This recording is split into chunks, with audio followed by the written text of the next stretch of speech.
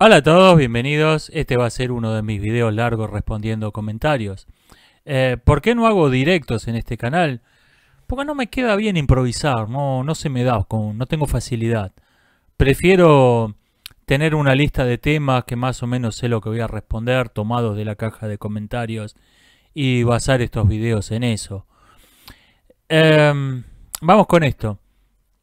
El autor del cómic en que se basa la película Capitán Disney se hizo muy popular en estos días porque salió a decir que esa película era una porquería y a recomendar que vean La Mujer Maravilla al público. Eh, para empezar, vamos a decir una cosa, esto no es que esta película arruinó una obra maestra del cómic. Capitán Disney no es Mouse, es una historieta que pasó sin pena ni gloria, que la relanzaron creo que como 7, 8 veces. Pero bueno, eh, creo que cualquiera siente por sus personajes el suficiente cariño como para no querer verlos en una película como esta. Pero, más allá de este comentario gracioso que fue lo que se viralizó, dijo dos cosas interesantes sobre esa película. Uno, que asumieron los realizadores que esta raza extraterrestre, los Kree, son los buenos, porque los Skrull son los malos. Él dice que en los cómics de DC nunca se planteó así. Los Kree son una lacra, los Skrull son otra lacra, y están en guerra entre ellos. No hay un bueno. Eso fue una completa malinterpretación del material original. Y la otra cuestión que plantea es que aborreció el plot twist donde resulta que los Skrull son los buenos y los Kree son los malos. Y dice que no tiene el menor sentido, que arruina por completo ese universo de ficción. Pero, esto lo dijo todo el mundo, pero hace una sugerencia. Dice, ok, vamos a suponer que querían ir por ese lado. Se podía haber hecho algo parecido, pero que quedara bien. Los Skrull son malos, pero hay algunos disidentes. Hay Skrull buenos. Y, por ejemplo, tenemos B Invasión Extraterrestre, la serie de televisión de los 80s, donde había algunos reptiles que estaban en contra de la política genocida de su gobierno. Esto era interesante. ¿Qué pasa? Estas dos cuestiones, estos dos errores, vamos a llamarlos así, son coherentes con una de las reglas de la propaganda nazi que redactó el infame Dr. Goebbels. En todo asunto hay que tener una posición absolutamente unilateral. No puede haber grises en la propaganda fascista. Todo tiene que ser radiantemente blanco o negro como la noche. No puede haber nada en el medio. Entonces, si los Skrull son los malos, los Kree tienen que ser los buenos. Y cuando eso se da vuelta, los Skrull tienen que ser los buenos, los Kree tienen que ser los malos y no puede haber el menor matiz en eso. Además, la figura del disidente implica la responsabilidad del individuo, y esto es lo primero que niega ese tipo de ideologías. Si uno pertenece a una raza mala, no puede ser bueno. Si uno pertenece a un sexo malo, no puede ser bueno. Viceversa, si pertenece a la raza buena, al sexo bueno, no puede ser malo. No porque esas ideologías anulan por completo la responsabilidad del individuo. Uno solo es responsable por lo que hace su raza, por lo que hace su sexo, por lo que hace su grupo religioso y nada más. Como individuo no existe. Entonces, no podía haber reptiles disidentes, no podía haber Skrull buenos dentro de lo malo que son los Skrulls, porque eso iba completamente en contra de esa narrativa. Sobre esta misma película, me he quedado pensando en un asunto. Ok, en este caso, la mentira de cuánto recaudó, que siguen spameándola por ahí, siguen difundiéndola a los medios, a pesar de que ya ha habido 1000 filtraciones de gente que admite haber mentido, que admite haber falsificado los datos. Me llevó a pensar en una cosa esto. ¿Desde cuándo lo vienen haciendo? O sea, en este caso fue muy alevoso, fue muy grosero. ¿Pero es la primera vez que lo hacen? ¿O nos convendría revisar éxitos anteriores a ver si no son el mismo caso que Capitán Disney? Y señalo el principal sospechoso, Black Panther. ¿Realmente esa película fue la película más exitosa de Marvel? Black Panther, ese bodrio de propaganda racista que, salvo porque se ve, mitad porque está filmada de día, no es mucho mejor que Capitán Disney. ¿Realmente superó a los Avengers? ¿En serio? ¿Cuándo vieron a alguien por la calle con una camiseta de Black Panther? ¿Cuándo vieron a un niño jugar con los juguetes de Black Panther? Quizás han venido mintiendo sobre las recaudaciones de las películas desde hace años y simplemente este año nos dimos cuenta porque se pasaron de rosca, se le fue la mano con esta película. Pero quizás es algo que lo vienen haciendo desde hace años. Sobre este mismo tema, Capitán Disney es una película tan exitosa que ha recaudado más que La Mujer Maravilla. ¡Ah, caramba! La Mujer Maravilla existía. ¿Qué cosa? Estuvimos meses oyendo a esta gente decir que esta era la primera película con una superheroína mujer, o por lo menos la primera película de Marvel con una superheroína mujer, y que esto era un acontecimiento histórico, y nunca había habido películas con superheroínas mujeres o habían sido un rotundo fracaso. Sabían que se habían enterado que la Mujer Maravilla existía. ¿Qué cosa, eh? Cuando les convino decirlo, de repente se acordaron y empezaron a contradecir todo lo que habían estado diciendo durante meses. Como si nada. Es realmente increíble esta gente, cómo funciona su mente. As I mentioned before, exposure to true information does not matter anymore. A person who was demoralized is unable to assess true information. The facts tell nothing to him.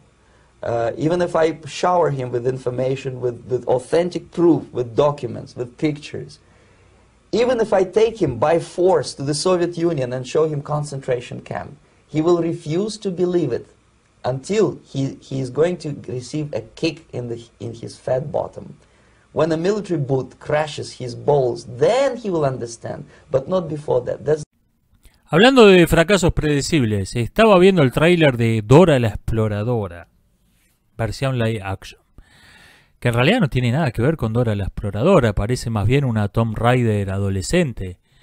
Y lo curioso es que se ve una película entretenida, se ve una película amable, amena para pasar el rato, para ver en familia, como se decía antiguamente.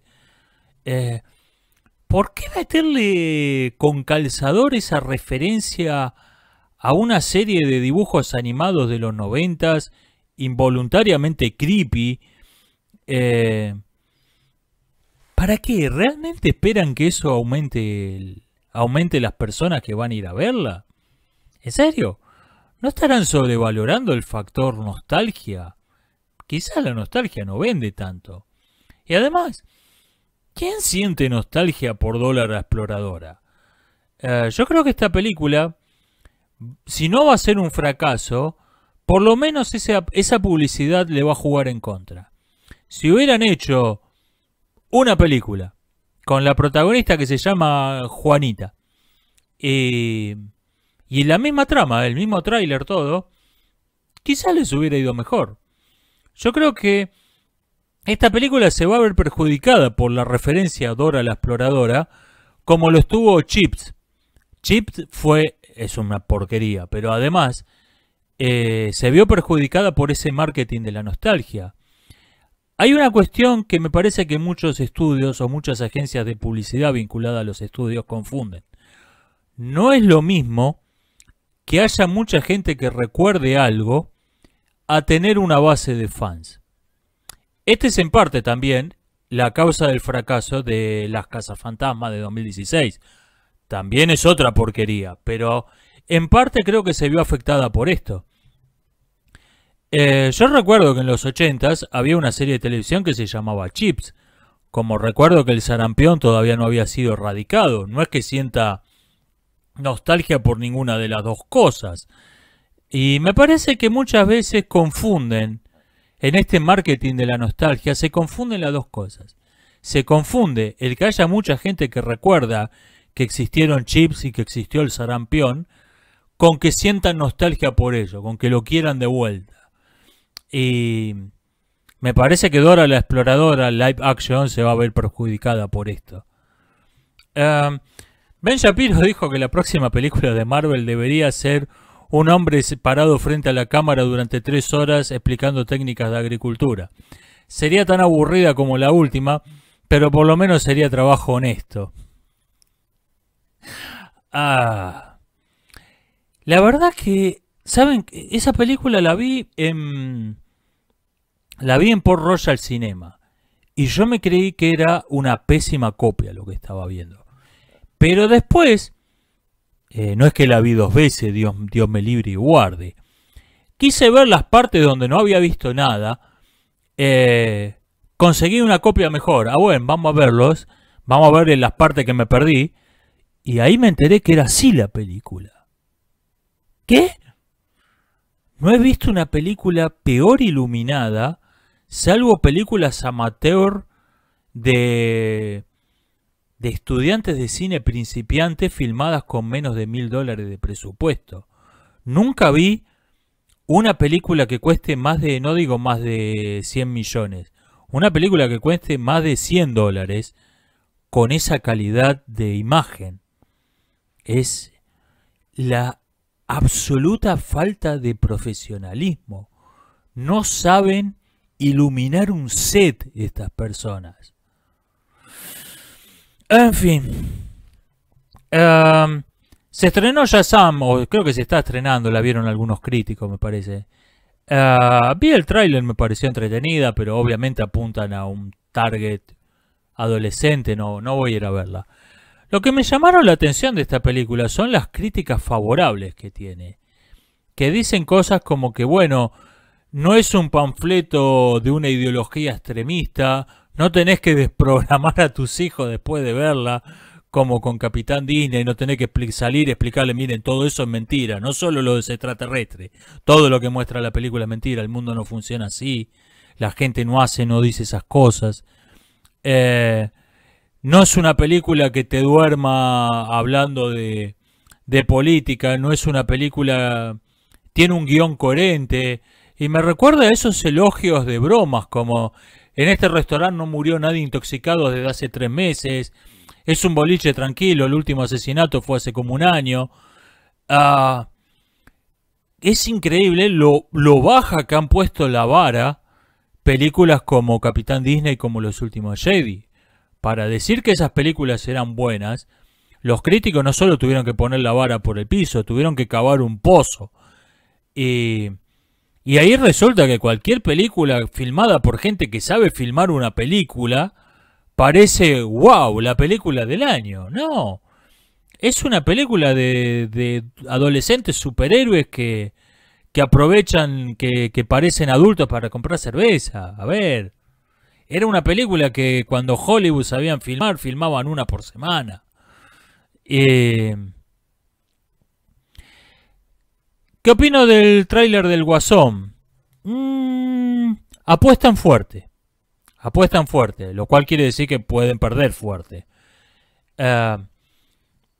Suena a que han llevado al paso siguiente el proceso de desinfantilizar los superhéroes que arranca con Tim Burton. En 1990, 1991, no me acuerdo cuándo es la Batman de Tim Burton. Empiezan a ir hacia un público más adulto, hasta llegar a esta película que parece destinada directamente al público adulto. Yo no me parece una película para ir a ver con niños. De hecho, ni siquiera sé cómo está rankeada. Se ve bastante fuerte. O sea, a ver, todas las películas de superhéroes tienen violencia. Godzilla destruye ciudades. Pero el tipo de violencia que muestra el tráiler, pandillas golpeando a un desconocido en un subte, esa violencia totalmente realista, precisamente porque es el tipo de violencia que hay en el mundo real, pega mucho más fuerte, aunque objetivamente sea menor. No sé. Phoenix es un actorazo, puede estar a la par de Heath Ledger o Nicholson. Puede ser una película muy interesante. También puede ser un fracaso estrepitoso. Pero veremos qué sale de eso. Algo que me gusta de DC es que DC no tiene un universo. Entonces, como dijo un crítico español, en DC un truño es un truño. Nada más. No afecta como Capitán Disney todo lo que venga después. Porque tenés... cada película es una pieza de un rompecabezas. Y si una pieza es una porquería, te tira abajo todo el rompecabezas. En DC no pasa eso. En DC vino Tim Burton, ok, vamos a hacer Batman, pero no el Batman de la serie de televisión con estos pam, puff. No, vamos a hacer un Batman como el del cómic, oscuro, sórdido. Vamos con eso. Le salió bien en 2 películas. Su proyecto de filmar Gatúbela no tuvo mucho apoyo, quedó suspendido varias veces. Al final se pudrió, Tim Burton dejó trabajar con ellos, con DC. Vamos a volver a... ¿Qué dijeron esto? Vamos a volver al Batman de los 60. Vamos a hacer Batman y Robin. Ay, Dios libre y guarde. Vinieron esos fracasos estrepitosos. Entonces dijeron, ok, volvamos al proyecto de Tim Burton, pero sin Tim Burton. Vamos a hacer Gatúbela. Peor todavía, hizo que Batman y Robin pareciera que era buena. Entonces dijeron, ok, al diablo con todo esto. Vamos a reiniciar Batman con otro director. Y ahí viene la trilogía de Christopher Nolan, que tiene sus altos y sus bajos. La tercera, sobre todo, no parece estar a la par de las otras. Pero ok, creo que es de lo mejor que se ha hecho con Batman. El Guasón se robó la película. Ok, vamos a hacer una película del Guasón. Vino Escuadrón Suicida, otro truño. Ok, no funcionó. Reiniciemos al Guasón. Y ahí viene esta película. Entonces, los fracasos, los errores, se barren, se sigue adelante. En cambio, Marvel tiene que estar tratando de ver cómo acomoda el truño a lo que venga. No puede decir, ok, Capitán Disney fue una pésima idea, al diablo, sigamos con otra cosa. Porque no funciona así el universo de Marvel. Y esto fue quizás una mejor estrategia a corto plazo. Porque es como el famoso final colgado en el barranco. Te obliga a ir a ver la próxima película a ver cómo sigue. DC no tiene eso. Pero también creo que a largo plazo les está jugando en contra. Por otra parte, esto de que cada película existe en sí misma te permite hacer en un mismo año películas como Shazam y El Guasón. Una muy hop, muy alegre, muy para un público juvenil, muy divertida. Y la otra sórdida, oscura, que ya casi parece cine de autor. Te permite hacer películas muy distintas entre sí para públicos diferentes. Me han pedido mi opinión sobre el salseo entre 3 youtubers españoles que se ha producido estos últimos días, estas últimas semanas. Trato de no meterme en esos asuntos. De estos 3, de una vi 2 videos, vi para dónde iba, no me suscribí. De otro me suscribí hasta que pesqué para dónde iba y me desuscribí. Y al tercero tenía el gusto de no conocerlo. Lo que quiero comentar es algo lateral a esto. No, me caen mal todos. No voy a opinar sobre... No voy a defender a fulano en contra de Mengano. Lo que voy a decir es una cosa.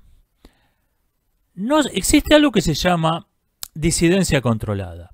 Que es una estrategia que la menciona Sun Tzu en El arte de la guerra.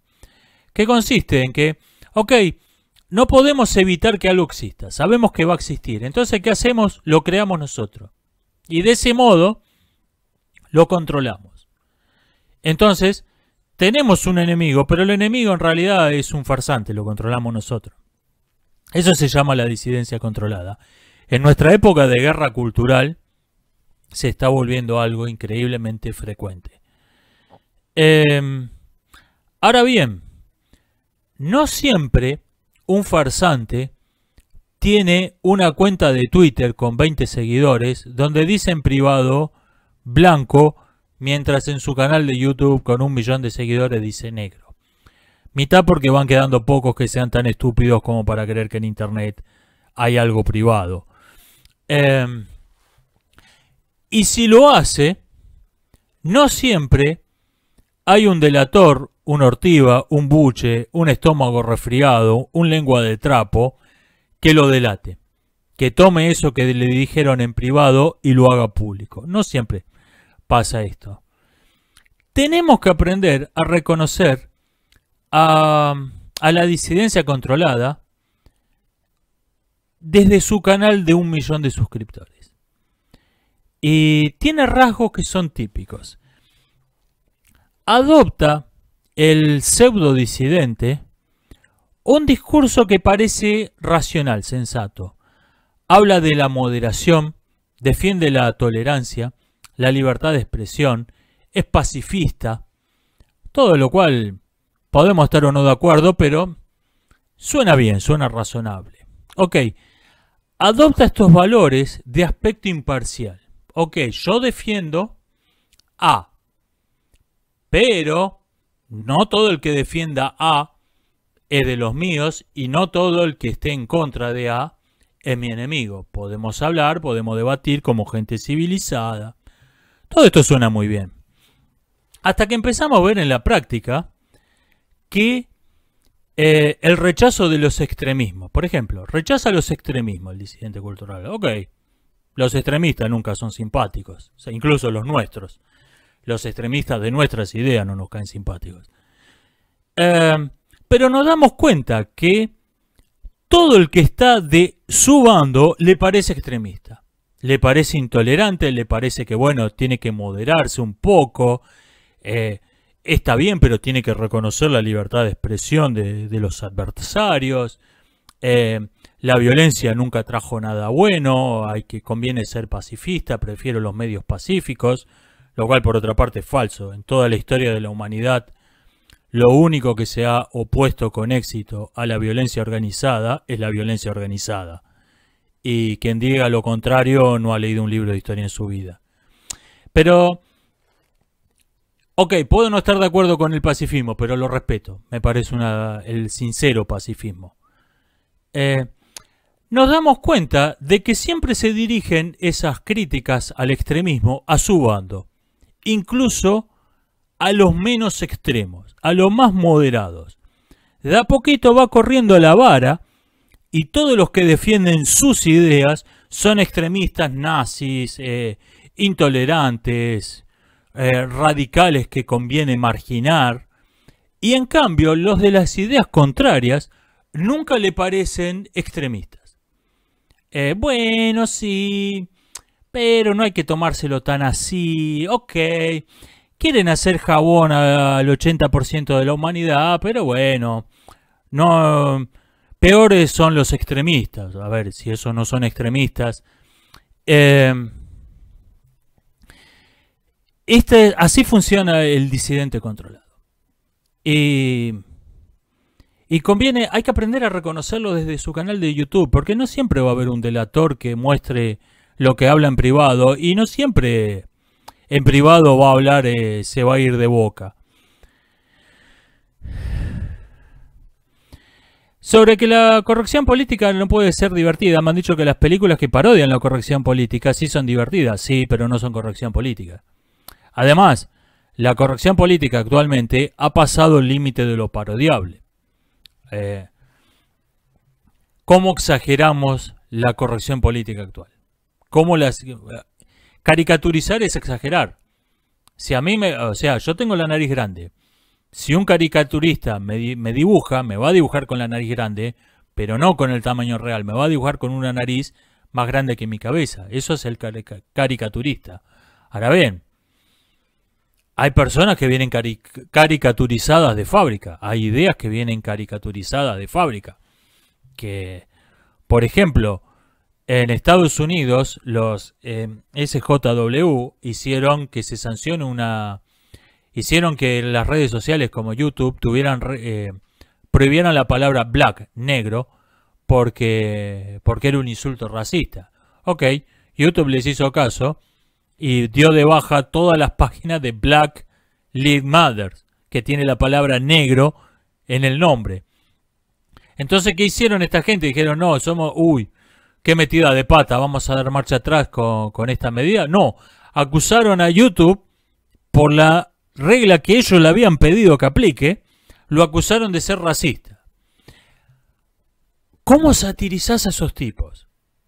¿Cómo los parodiás? ¿Cómo haces?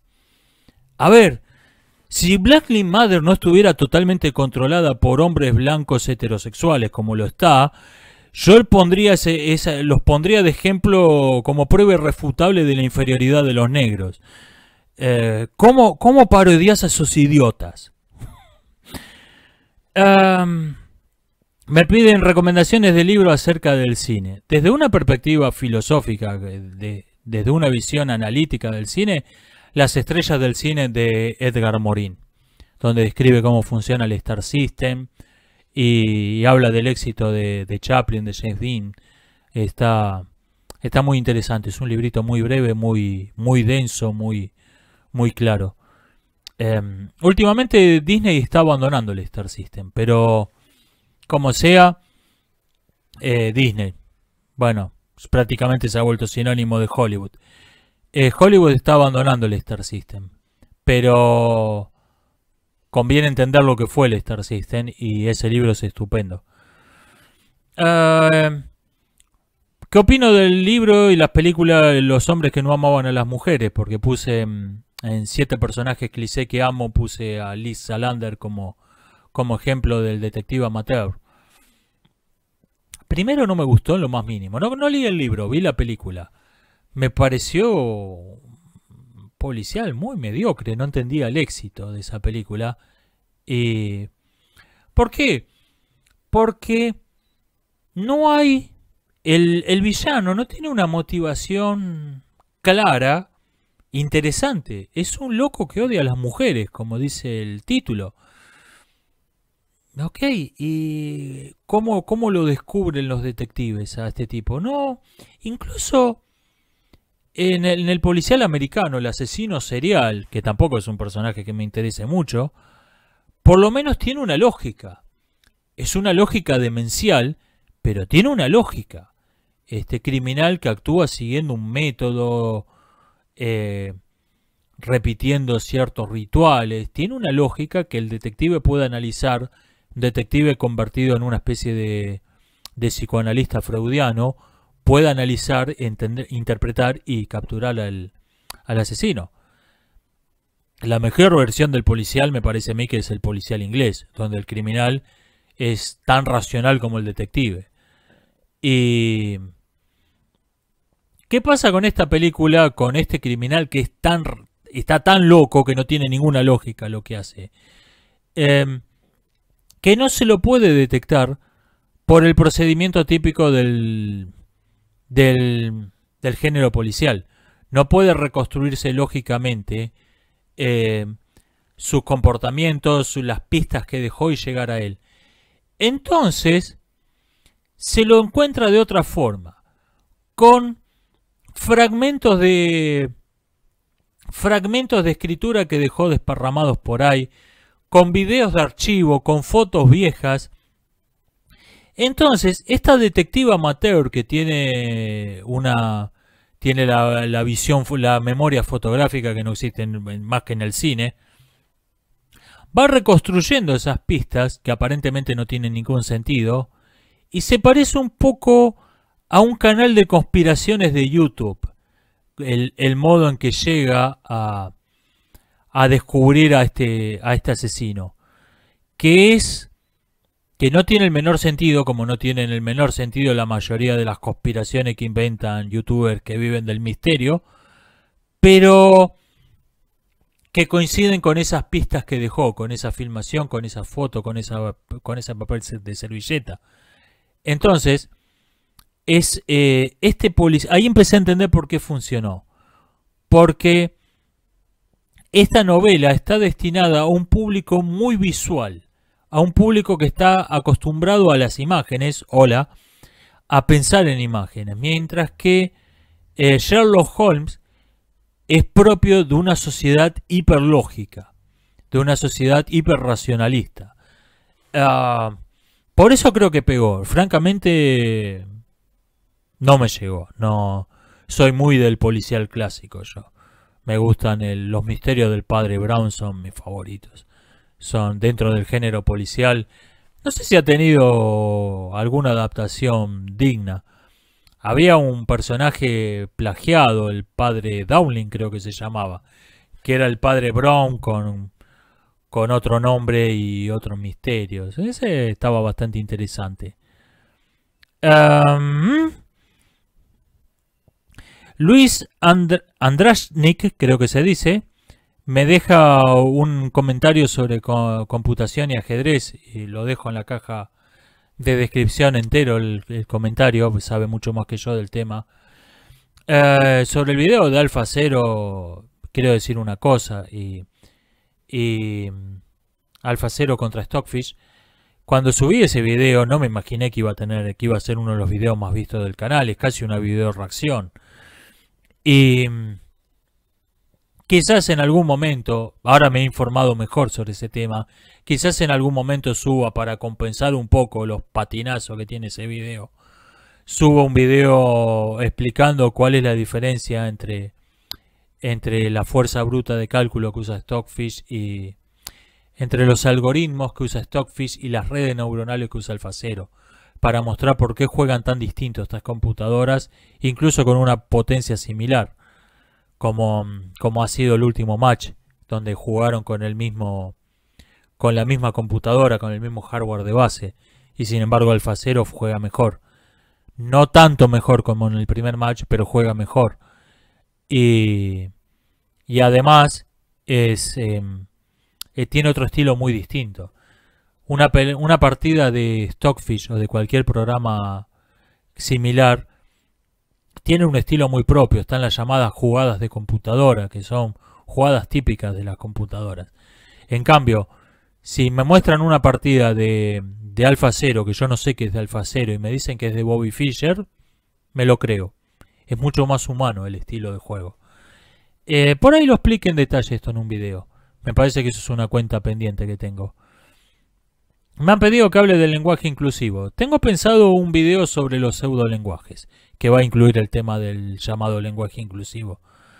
Creo que todas estas pseudolenguas, el lenguaje inclusivo, el casticismo, etcétera, etcétera, se derivan de una misma concepción errónea del lenguaje. Se derivan de una idea errónea acerca de lo que es el lenguaje. La visión del lenguaje como un código, como un código secreto, como una clave, y no lo es. El lenguaje es otra cosa distinta. Me han dicho que los anti-SJW, Anti-Social Justice Warriors, se han vuelto tan paranoicos como los SJW, estoy de acuerdo. Y noto otra cosa, algunos están empezando a profesionalizar, están empezando a trabajar de indignados profesionales. O sea, se están volviendo el hambre y las ganas de comer. Una paradoja de nuestra época es que cuando cae la Unión Soviética parecía ser que el marxismo había desaparecido para siempre, y hablando de cosas que nadie extraña, de la civilización occidental. Parecía que era una cosa que había quedado en el pasado, y que si bien había comunistas, como sigue habiendo nazis 70 años después de que cayó parecían personajes pintorescos que ya hasta empezaban a caer simpáticos de tan anacrónicos, tan ridículos que eran. Y ocurre algo totalmente imprevisto y desconcertante. El marxismo reaparece del lugar menos esperado. Aparece de la clase alta. ¿What? aparece en instituciones y ámbitos donde lo último que esperábamos encontrar era un marxista, empezando por el Estado alemán. Disney, la ONU. ¿Qué pasó acá? Las universidades norteamericanas como Yale, las universidades de clase alta. ¿Qué? ¿Cómo diablos captaron a estos tipos? Acá creo que hay que entender cómo funciona el liberalismo económico. La sociedad de consumo se presentó al principio con una máscara inocente. Parecía ser el deseo de una vida confortable pagada con un trabajo honesto. ¿Quién podía criticar eso? Entonces estaban estas familias que tenían sus electrodomésticos, su televisor, y todos eran felices consumiendo viviendo confortablemente gracias a lo que ganaban con su trabajo. Ok. El problema es que eso encubría la verdadera naturaleza del consumo. El consumo no es algo que añada confort a la vida familiar, es un estilo de vida en sí mismo. Y esto lo decían los propagandistas de la década del 50, cuando se promociona a gran escala el consumismo, lo tenían perfectamente claro esto. Era un estilo de vida completamente distinto, destructor, entre otras cosas, de la familia. Y ¿qué pasa? Se empieza a crear una especie de adicción. Quiere más, y más, y más, y más. Porque estos objetos de consumo, dado que el consumismo es neurótico en esencia, nunca satisfacen el deseo. Porque en realidad el producto que te venden no es lo que deseas realmente. Y por eso existe la publicidad. La publicidad existe para crear un deseo, por ejemplo un deseo sexual, y llevarlo a otra cuestión. Entonces, crea una especie de adicción, un deseo de tenerlo todo, y como todo se puede comprar, vamos a comprarlo todo. Rematan el Electro de Elvis al morir. Ya me lo compré, lo tengo en la biblioteca. ¿Qué más se puede comprar? Vamos a comprar seres humanos. Ok, y esto actualmente la esclavitud está legalizada, de hecho. Aunque de hecho se usan expresiones como alquiler de vientre, donde no se disimula en lo más mínimo el carácter esclavista de esas instituciones. Vamos a comprar gente. Vamos a comprar armas, vamos a comprar esto, ok, ¿qué falta? ¿Hay algo que no se pueda? ¿Hay algo que no esté en venta? ¿Hay algo que... Ya compré gente, ya me compré el Electro de Elvis al morir, ya me compré armas de guerra y amenazo gente por internet mostrándolas. Ya tengo todo. ¿Qué falta? ¿Cuál es el producto de consumo último? El último objeto de consumo, el marxismo. Soy tan capitalista que voy a comprarme el marxismo. Esta es la extrañísima lógica de este resurgimiento del marxismo en la clase alta. Tenemos, por ejemplo, estos youtubers marxistas que hicieron una quema de libros en su canal y la mostraron por su canal, aclarando que habían comprado todos los libros que iban a quemar con lágrimas en los ojos. O sea, hacían cosas típicas haciendo las cosas que han hecho siempre, quemar libros y dar discursos sobre lo importante que son los libros y la libertad de expresión mientras lo queman. No sea un marxista típico. Pero lo tuvo que comprar. No entraron pateándole la puerta a nadie a la casa y le quemaron la biblioteca. Los tuvieron que pagar ellos. O sea, aparece el marxismo como producto de consumo. Y esta es la consecuencia última del capitalismo y la locura del capitalismo. El capitalismo, un régimen donde todo está a la venta, también tiene que estar a la venta la destrucción del capitalismo. Es un sistema suicida. ¿Sirve aprender de la historia? No. En el sentido en que se usa esta expresión, no. Sirve conocer la historia. Conviene tener un sentido histórico. Porque, por ejemplo, alguien nos dice, en El Salvador se suicidan tantas personas por año. Ok. ¿Cuántas se suicidaban hace 10 años? ¿Cuántas hace 20? ¿Hacia dónde va la tendencia? Un dato estadístico no nos dice nada si no tenemos una proyección al pasado. Y para eso es útil saber historia. Ahora, en el sentido de no volver a repetir los errores del pasado, no sirve. Las personas mejor informadas del mundo pueden repetir las calamidades del pasado, y además, incluso cuando se presentaron por primera vez, su carácter calamitoso era tan claro que no hacía falta tener un precedente. En ese sentido no es útil. Y basta ver que California hoy en día, las personas mejor informadas del mundo acerca de lo que fue el comunismo, votaron a este Partido Comunista 2.0, que son los demócratas. Y ahí estamos viendo la economía arruinada, crisis de vivienda, resurgimiento de enfermedades de la Edad Media. Un país socialista en lo que era, creo que el tercer o cuarto estado más próspero de Estados Unidos. ¿Qué pienso del artículo 13? No sé, vamos a ver los efectos de esto. Yo creo que todo este asunto, tampoco estoy a favor, como he visto algunos videos muy minoritarios de youtubers que dicen, ok, a mí me parece que esto está bien. Fernando Fuentes Pinzón del Picalibro, por ejemplo. La mayoría me parece que se va al otro extremo del se viene el fin del mundo, hermanos, arrepiéntanse de sus pecados. No sé. Yo creo que esto se incluye dentro de esta guerra fría que hay entre Estados Unidos y Alemania. Y el término lo usó un parlamentario británico en el Parlamento Europeo, no estoy exagerando. Usó el término Guerra Fría para referirse a su situación con Alemania. Yo creo que se incluye dentro de este contexto. No le gusta a la Unión Europea que millones de personas en Europa se estén conectando a sitios web que tienen su sede en Estados Unidos. O sea, es una pelea por ver quién censura nuestros canales, y francamente no estoy muy interesado en tomar parte en este asunto.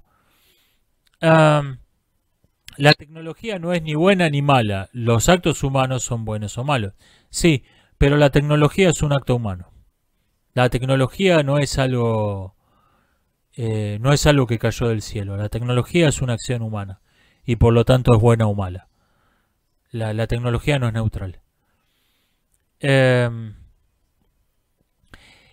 Zootopia es acerca de racismo. Alguien me preguntó esto porque yo dije eso en esa película. Acerca de esa película. Es ambigua. Han tenido cuidado de no ir directamente a decir esto es una fábula acerca del racismo. Y le fue más o menos, porque en realidad, a ver, los zorros, la heladería donde no aceptan zorros tiene un aire cincuentoso, muy cuidado. Los zorros escuchan rap, hip hop, pintan graffiti en sus camionetas. O sea, más o menos la idea es así. Si nadie pregunta, los zorros son negros. Pero si alguien pregunta, no.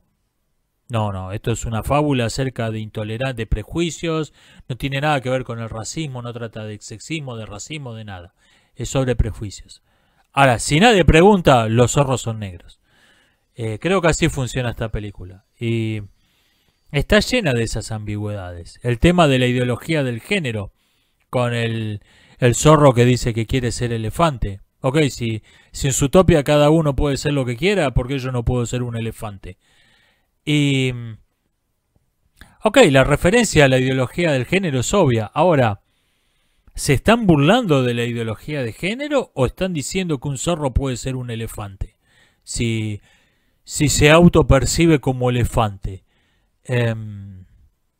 O sea, está cada punto de esa película parece tener un mensaje claro, parece estar diciendo algo, pero está cuidadosamente elaborado para ser extraordinariamente ambiguo.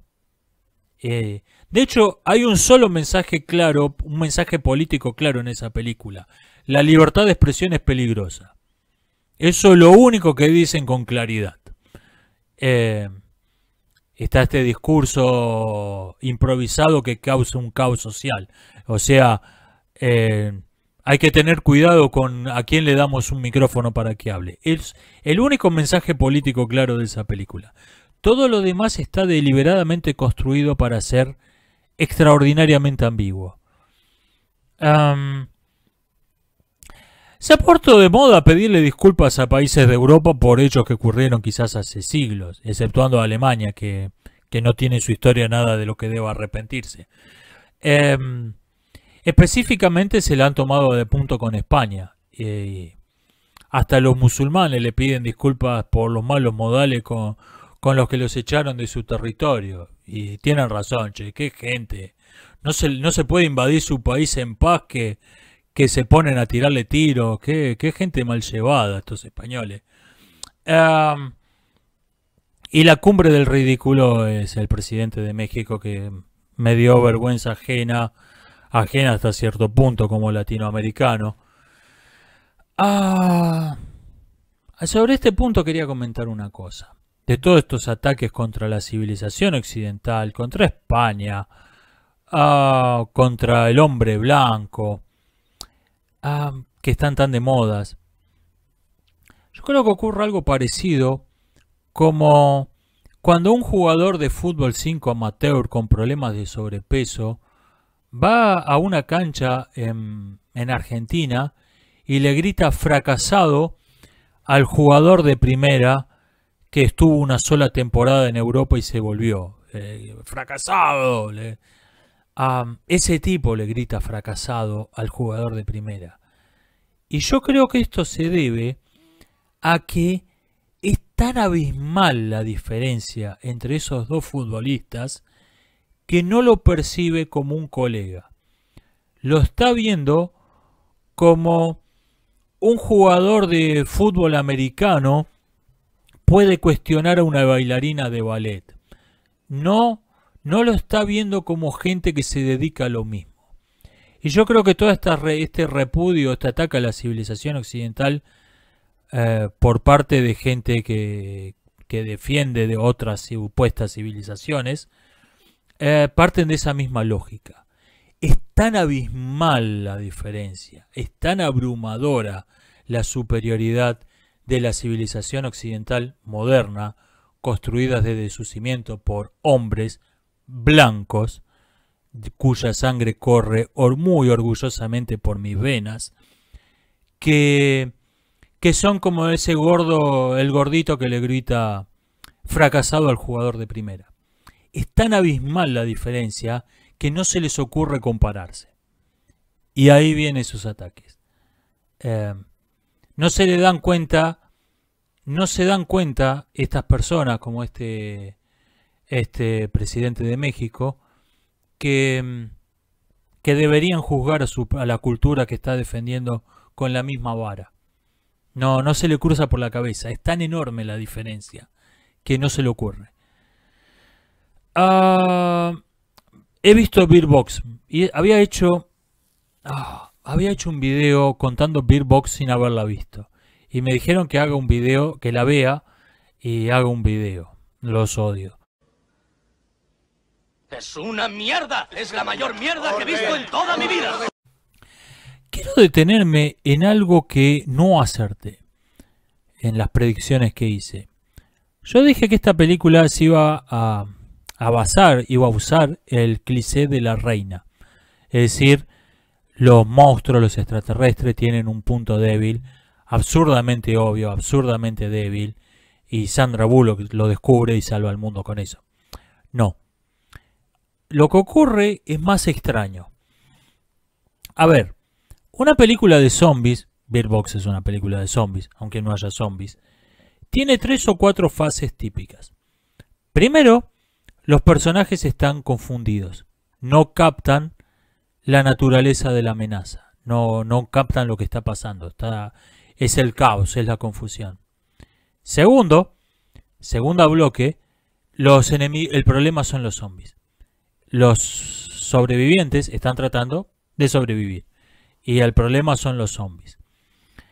Tercero, cuando aprenden a controlar a los zombies, encuentran un refugio inexpugnable, forman una milicia, lo que sea, los zombies dejan de ser el problema y el problema pasan a ser los humanos. Esa es la tercera fase. Finalmente, la película puede terminar ahí, pero si no, si tiene un final feliz, los sobrevivientes empiezan a reconstruir lo que quedó del mundo, se dejan de pelear entre humanos, los zombies ya no son un problema o han sido exterminados, y de las cenizas resurge la civilización y crean una civilización, una sociedad con aire utópico. Ok, este es el esquema típico. Bird Box pasa de la confusión, empieza como una película típica de zombies, pasa de la confusión a el problema son los humanos. De la confusión pasan a encontrar un refugio y ahí el problema son los humanos. Y el personaje de John Malkovich, es increíble lo mal que actúa John Malkovich en esta película, por cierto. No se nota que no estaba motivado en lo más mínimo, estaba ahí, está con cara de estoy esperando que me den mi cheque, así me voy. A diferencia de Sandra Bullock sí muestra compromiso actoral. Decía, este personaje que todo el mundo lo ve como el villano y lo están basureando todo el tiempo, a pesar de que es el único que tiene un poquito de cabeza, no mucha, pero por comparación parece el Albert Einstein del grupo. Y le salva el culo a estos idiotas 3 o 4 veces, cosa que nunca le agradecen y lo siguen tratando como la lacra del grupo, hasta que finalmente se logran deshacer de John Malkovich y del resto de los malvados hombres blancos que amenazaban a este grupo, y se van a un refugio y empiezan a reconstruir la sociedad utópica. Y en esta sociedad maravillosa donde todo el mundo es amable y sonríe, y no hay ningún hombre blanco y todos son felices y empiezan a reconstruir su sociedad utópica y sabemos que todos van a ser felices para siempre. O no. O quedó algo en el tintero. ¿No hay algún problema que se le olvidó resolver a esta película? ¿Pero ya tapiaste la puerta? ¿Para qué? A los zombies, no. El comportamiento de estos personajes me recordó mucho a cierto comportamiento patológico que es propio de las personas abusadas, de los niños abusados de distintas formas, que es la incapacidad para defenderse. En algún libro de psicología del ajedrez vi partidas de niños abusados donde esquivan los ataques del rival, se mueven de un lado para otro, pero nunca contraatacan. Nunca se defienden contraatacando. Incluso estando en una situación en que hay una pieza dándole jaque y la única jugada válida es comer la pieza que está amenazando a su rey, no la encuentran. Creen que es jaque mate. Este mismo comportamiento lo noto en los personajes de esta película. Nunca se defienden, nunca contraatacan. No odian a los agresores. Asumen que están ahí. Es así. Y realmente es alarmante, sobre todo una película que parece haber tenido un éxito moderado, pero éxito. Es realmente extraño. Mientras estaba comprando en el chino, estaba puesta la radio y estaban entrevistando al autor de cierto libro sobre la historia del punk rock en Argentina. No es un tema que suene muy interesante el libro, pero además no sé cómo se llama el libro. Pero dejó algo que me resultó interesante esta persona, el autor. Contó que el punk rock fue en Inglaterra un fenómeno de las clases bajas, un fenómeno de marginales. Pero lo trajo a la Argentina un joven de clase alta. ¿Por qué? Porque era el hijo de un empresario de no sé qué que tenía que hacer viajes de negocios a Londres y se lo llevó al mocoso este de turista. Y el mocoso turista empezó a vagabundear por Londres, se metió en algún recital de rock y ahí encontró lo que era el punk rock. Entonces, de vuelta a Buenos Aires, dijo, oh, voy a armar mi propia banda de punk rock. Y así creó la primera banda, que eran todos muchachones de clase alta. Y tocando estos muchachones de clase alta de Buenos Aires, la música de los desempleados de la crisis del petróleo en Londres. Y esto me pareció que tiene esta anécdota tiene una estructura más interesante que lo que está contando.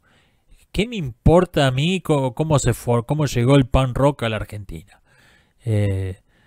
Lo que es interesante es esta estructura. Tenemos en los países de primer mundo clases alta y clase baja. Tenemos fenómenos culturales de clase alta y fenómenos culturales de clase baja. Los turistas del tercer mundo, que son, si viajan asiduamente y hablan el idioma de estos países del primer mundo, es esperable que sean gente de clase alta. Y traen las tendencias culturales de la clase baja. Esto me parece que es, hola, ¿qué tal? El tercer mundo, mucho gusto.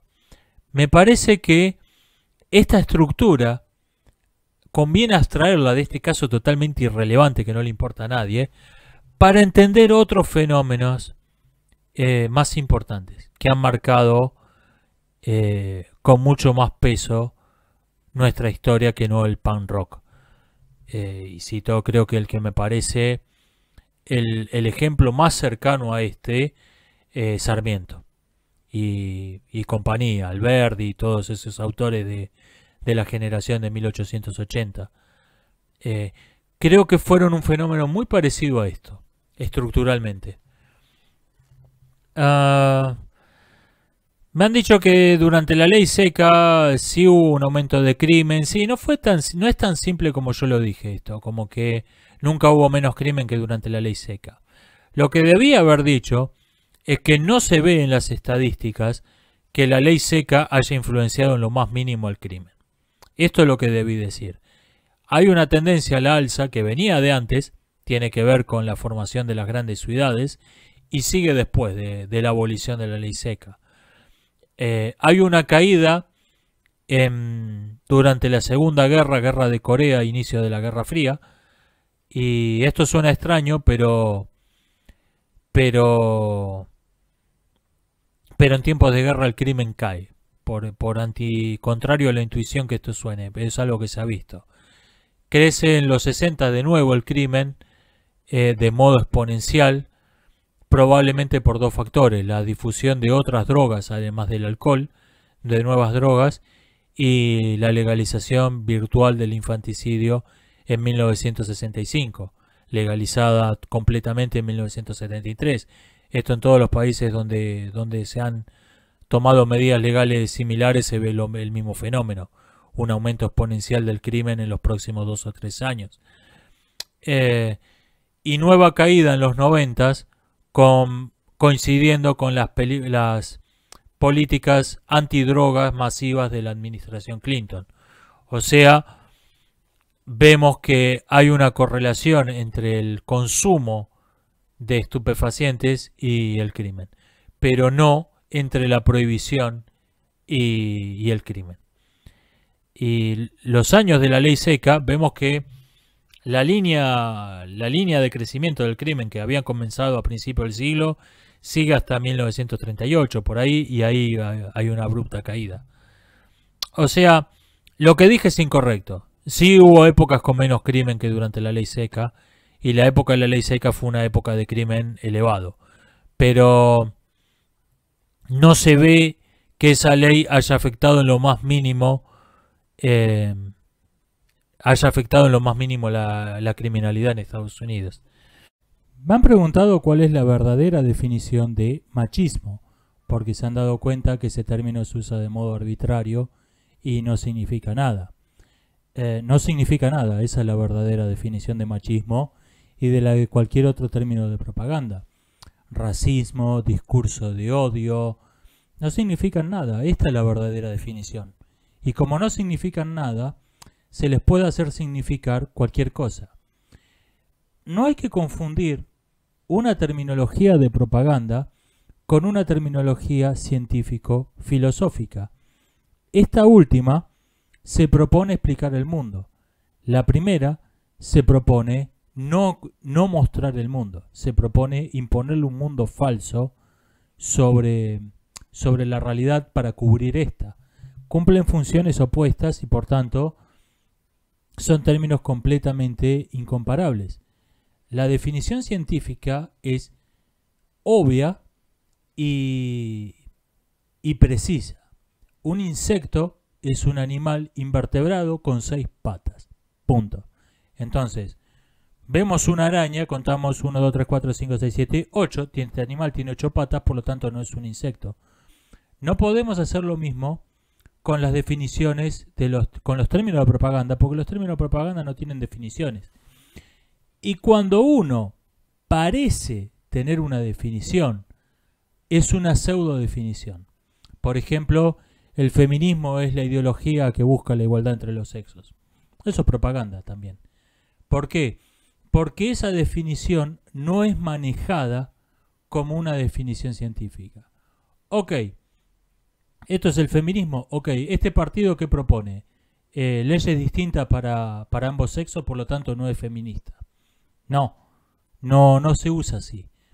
Esa pseudo definición cumple una función completamente distinta a la de una definición científica. Yendo al grano, no hay que confundir, no hay que tratar a los términos de propaganda como si fuesen términos científicos. Este es el gran asunto. Por otra parte, son interesantes algunas de estas palabras que no significan nada. Pero son interesantes por cómo suenan. Discurso de odio. Intolerancia. A ver, ¿no hay cosas que sean odiosas en este mundo? ¿No hay cosas que no deban ser toleradas? Que supongamos que yo considere la tolerancia una virtud, lo cual no es el caso. Pero bueno, mucha gente considera que la tolerancia es una virtud, yo no. Pero a estas personas que dicen, bueno, la tolerancia es una virtud, uno les puede preguntar, bueno, pero ¿qué? Entonces, ¿se debe tolerar todo? ¿No hay cosas que no deban ser toleradas? Y creo que cualquier persona en su sano juicio va a responder que no, que hay cosas que son intolerables. Hay cosas que deben ser odiadas. Y es curioso esto de rechazar el discurso de odio, de rechazar la intolerancia, sin mencionar odio a qué, intolerancia a qué. Y ok, quizás estoy tratando estos términos como si significaran algo que no significan. No es que signifiquen otra cosa, no significan nada. Pero son expresiones interesantes, por lo que delatan de las personas que las usan. Comenté que los pañuelos de colores son signos esencialmente fascistas porque no pueden ser personalizados. Son mensajes en código. Uno tiene que saber lo que significan para entenderlo. Un pañuelo de colores no es un pin. El pin puede usarlo un individuo y puede ser el único individuo que está usando ese pin. Y me han dicho si no ocurre lo mismo con las banderas, especialmente con las banderas de los países. Quizás, en cierto sentido, una bandera sería un pañuelo grandote. Y me parece que tiene razón, que tiene algo, participa en las banderas en parte de esta misma lógica, porque tenemos estas tiras de colores que uno tiene que saber lo que significan, y en algunos casos, como la bandera argentina, no significan nada, o tuvieron un sentido en un momento histórico, y actualmente no significan nada, son los colores que identifican un país nomás. Hubo en el periodo entre la Revolución de Mayo y la Declaración de la Independencia, entre 1810 y 1816, hubo dos partidos, los blancos y los celestes, y cuando se declara la independencia se hace la bandera celeste y blanca. O sea, como diciendo, dejémonos de hinchar la pelota, somos todo lo mismo. Tuvo un sentido en ese momento. Hoy en día son los colores que identifican al país y nada más. Pero no es el caso de otras banderas, y especialmente de las naciones nuevas, donde tenemos estos colores que tienen un significado preciso, un simbolismo, y uno tiene que saberlo. Por otra parte, existen las banderas pines. Una bandera que dice orden y progreso. Ok, a estos tipos les gusta el orden y el progreso. Son gente que simpatiza con las ideas de la Ilustración. Una bandera que tiene el escudo de una casa real, como España. Esto es una monarquía, al menos nominalmente. Esas son banderas pines. Son banderas que uno no necesita saber lo que significan para entenderlas. Pero sí, son un poco pañuelos de colores las banderas. El tema del racismo es mucho más complejo de lo que se suele creer y de lo que parece a primera vista. No es una cuestión de, bueno, hay que ser más tolerante, no importa qué color tenga la piel una persona, todos vamos a ser más felices si vivimos en paz. El racismo es un fenómeno más complejo de lo que parece a simple vista. Para empezar, no es algo que haya existido siempre y en todas partes, como se suele creer. El racismo es un fenómeno de la Edad Moderna y hubo precedentes en otras civilizaciones en circunstancias parecidas. Las ideas de la casta, de la raza, suelen aparecer en la decadencia de sociedades de tipo patriarcal, donde saber quién era hijo de quién era un asunto muy importante, pero en algún momento se volvió materialmente imposible. Eso, ejemplo, Alemania después de la guerra del 14, donde nadie tenía la menor idea de quién era hijo, de quién era su padre. Ahí aparecen estas ideas con fuerza. ¿Y por qué? Porque conserva la idea de la raza, conserva la idea de la descendencia, de la sangre, pero lo hace referido a un conjunto amplio. O sea, la idea es, nosotros somos como los caballos de carrera. No importa quién está cruzado con quién, lo que importa es que se mantenga la raza. Esta es la idea. Por eso este culto a los antepasados, como por ejemplo en la sociedad grecorromana, se transforma en culto a la raza en épocas de crisis.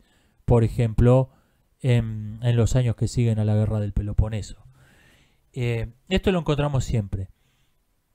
En la civilización moderna, esto se fusionó, esta tendencia, adquirió un tinte religioso que no había tenido nunca, de la mano de la religión calvinista, del puritanismo y afines. ¿Por qué?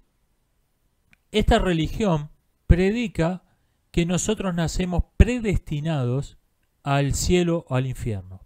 O sea, no nos ganamos el cielo como en el catolicismo, ni nos merecemos el infierno.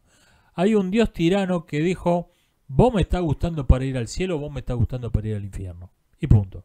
Es omnipotente, hace lo que quiere. Sin embargo, ese Dios tirano de Calvino marcó a los que estaban destinados al cielo y marcó a los que estaban destinados al infierno. En la religión oficial esto señalan dos indicios de predestinación: la virtud y la riqueza. La virtud no es la causa de que uno vaya al cielo en esa religión. La virtud es el signo de que está predestinado al cielo. Y lo mismo la riqueza. La riqueza es una especie de muestra por adelantado del cielo.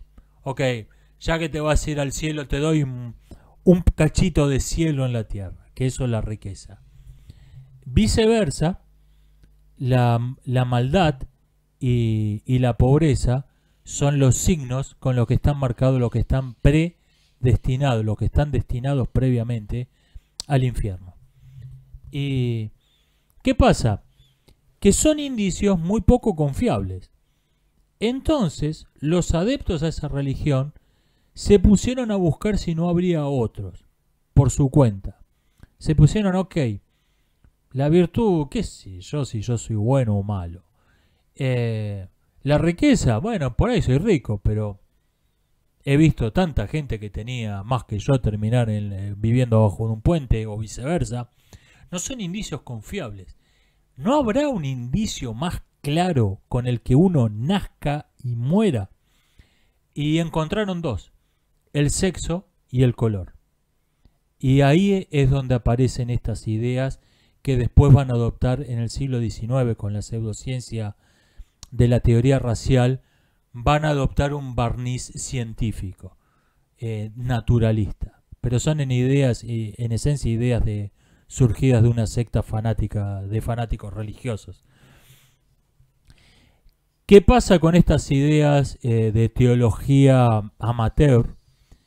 Que las organizaciones protestantes primero las rechazan, pero como se habían calado tan fuerte, dicen, ok, vamos a usar la menos virulenta de estas ideas para rechazar la más virulenta. Rechazaron el sexo como criterio de predestinación al infierno. Todas las mujeres se iban al infierno, todos los hombres al cielo. Lo rechazaron como indicio porque sabían que era totalmente disolvente socialmente, y en cambio aceptaron el criterio del color, el criterio de la raza. Después, estas ideas van a pasar ahí donde se empiezan a escribir los primeros libros del siglo XVII, por ahí XVIII, se empiezan a escribir los primeros dilates sobre la raza asiática, la raza americana. Y cuando Francia adopta la forma de gobierno republicana y laica, tiene que encontrar una nueva excusa para sus políticas imperialistas. Esta república que predicaba la igualdad entre todos los hombres, pero la igualdad entre todos los hombres que son la cabeza de un imperio. Así que ¿cómo hacemos con esto? Entonces, en vez de ser los aborígenes americanos obra del diablo porque la Biblia no los menciona, o los negros estar malditos por Noé, reemplazaron ese discurso teológico por un discurso científico de que, bueno, en realidad esta gente no es ni obra del diablo ni está maldita. Son razas inferiores. Y como son razas inferiores, eso justifica el mismo régimen colonial que antes se justificaba de modo teológico. Ahí pasa, estas ideas de sectas protestantes se difunden en el mundo católico. Y entre ellos el jesuita Adolf Hitler. Que se va a ver potenciado en Alemania por esta circunstancia de crisis que siempre potencia las ideas racistas. O sea, y esto que acabo de decir es un bosquejo, es un tema mucho más complejo de lo que se suele creer el racismo. Y dado que es un problema tan grave que reaparece una y otra vez con otras máscaras, con otro nombre, como estamos viendo en nuestros días, justificado con el discurso absurdo del antirracismo, son ideas que conviene analizar en detalle, que conviene exhumar, ver lo que hay de fondo y ponerlas sobre la mesa. Necesitamos una especie de psicoanálisis cultural que saque lo que está latente, lo que está de fondo, lo que está incorporado a nuestra cultura en estas ideas, que racionalmente sabemos que no son absurdas, que son falsas, pero siguen existiendo. Y para que podamos ponerlas en discusión, ver lo falsas que son sus raíces, lo notoriamente absurdo que son sus fundamentos, y ahí rechazarlas de una buena vez. Así que esto es lo que quería decir por hoy. Nos estamos viendo, hasta la próxima.